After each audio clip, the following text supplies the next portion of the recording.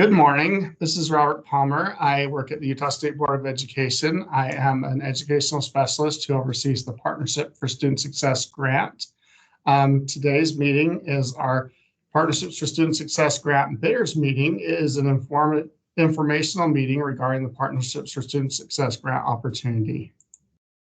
As I said earlier, I'm Robert Palmer, and I will be their host of the meeting today. So first, we're going to go through the Partnerships for Student Success grant requirements.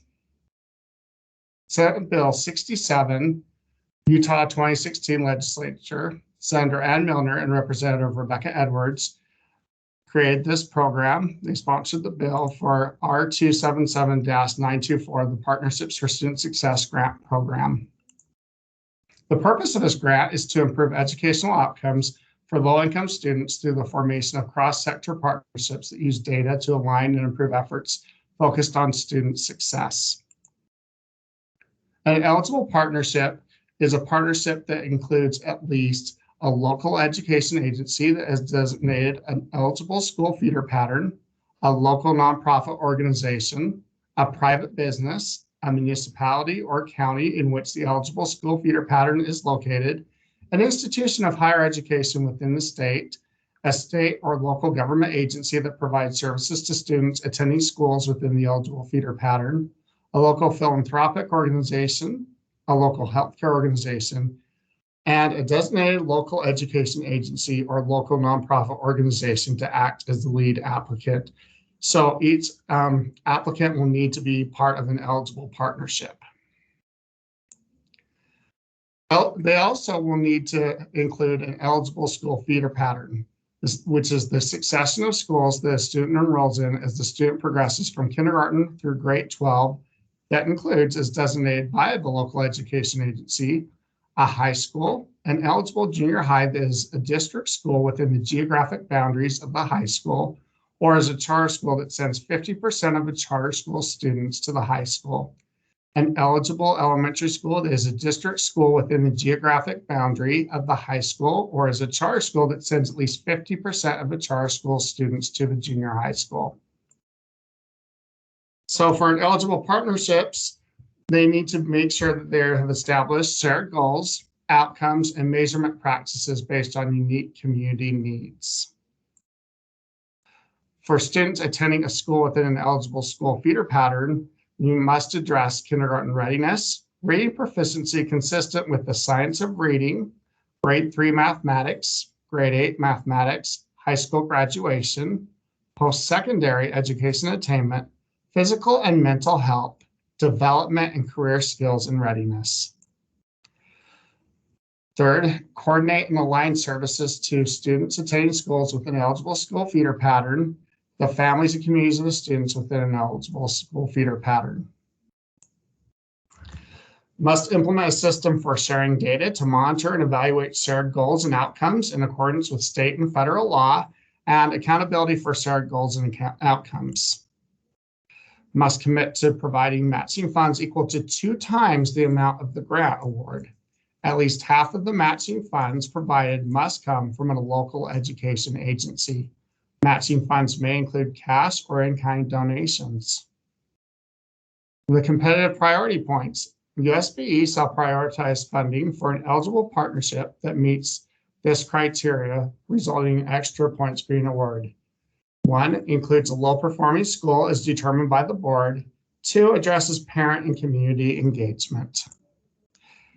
And we're now going to go through our grant information and requirements. First, you must complete all required USBE application documents in the Qualtrics system. Grant budget information must be completed in the Utah Grants Management System, and the total amount of points for the application is 105 points. Partnership responsibilities. A partnership that receives a grant under this part shall select and contract with a technical assistance provider identified by the board, continually assess progress towards shared goals and outcomes, publish results of the continual assessment on an annual basis, regularly report to the Utah State Board as requested, share information and data with the program evaluator in accordance with state and federal law. Collective impact is a big part of this grant, and that is the practice of bringing people from different organizations together in a structured way to achieve social change. In order for this to work, you must have a common agenda, shared measurement for continuous improvement, mutually reinforcing activities, continuous communication, and a strong backbone organization. Technical assistance provider. The Utah State Board of Education will select 2 or more technical assistance providers from which the partnership may select to assist the partnership in establishing shared goals, outcomes, and measurement practices, creating the capabilities to achieve shared goals and outcomes that may include providing leadership, development training to members of the partnership, using data to align and improve efforts focused on student success. Eligible expenses. This grant is not a direct service grant. It is meant to support infrastructure.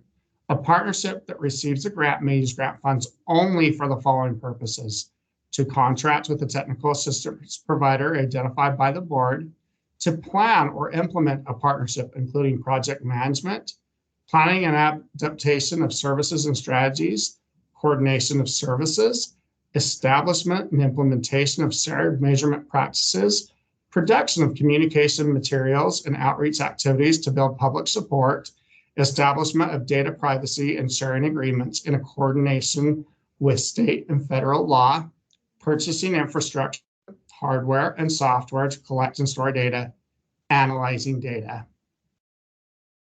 Board interventions. The board shall establish interventions for a partnership that fails to comply with the requirements of the grant. If the partnership is not making progress towards reaching the shared goals and outcomes established by the partnership in the approved application, then these interventions may include the reduction or discontinuation of grant funds. Our evaluator is Emily Berry. She works here at USB with me. She is a program evaluator for this grant, as well as the Intergenerational Poverty IGP grant and the Program Quality Enhancement PQE grant, among other responsibilities. The purpose of the evaluation is to comply with Utah Code 53F-5-405, Partnerships for Student Success Grant Program, and to provide a grant-wide evaluation, which reports on requirements listed in Utah Code, partnerships, program measures, and grant target outcomes. And you can see here the program measures are 3rd grade reading, 8th grade math, high school graduation. The grant target outcomes are kindergarten readiness, grade 3 mathematics, grade 3 reading proficiency, grade 8 mathematics, grade 8 reading proficiency, high school graduation, post-secondary education attainment, physical and mental health, and career readiness skills. Here is the code for reporting. The evaluation requirement goals are to establish clear goals and targets through logic models that identify grant program measures and target outcomes, to ensure partnerships meet regularly, communicate authentically, and share data, create partnerships that implement initiative monitoring, self-evaluation and self-ratings, increase USBE feedback to partnerships, and most of all, and most importantly, increase student outcomes. The evaluation plans and requirements is to create a grant cycle logic model that incorporates all of the grant's program measures and target outcomes while identifying partners and implementation initiatives, clear goals with outcome targets, identifies monitoring outcome data. We must complete the mid-year and annual reports and complete the end-of-year report, which will include the evaluation worksheet, and partnerships will perform self-evaluations and ratings to measure progress. Partners complete partnership surveys. USB reviews end-of-year reports and provides feedback to the partnership. Grant partnership meetings to review evaluation worksheets and provide opportunities for grant highlights, areas of improvement, and collaboration will be held annually. Our timeline, the application opens on March 18th. The required letter of intent was due March 17th, and that is why you are receiving this bidders conference link as well as the application packet. Applications close on April 22nd. We will not be able to extend that deadline. That is the hard deadline. And grant award notification recipients were planning on being announced the week of May 23rd. Obviously, May 23rd is Memorial Day, but sometime in that week, we hope to have the awards so we can announce them. If you have any questions, please contact me. My name is Robert Palmer. You can call me at my office. It's 801-538-7629, or feel free to email me at robert.palmer@schools.utah.gov. Thank you so much.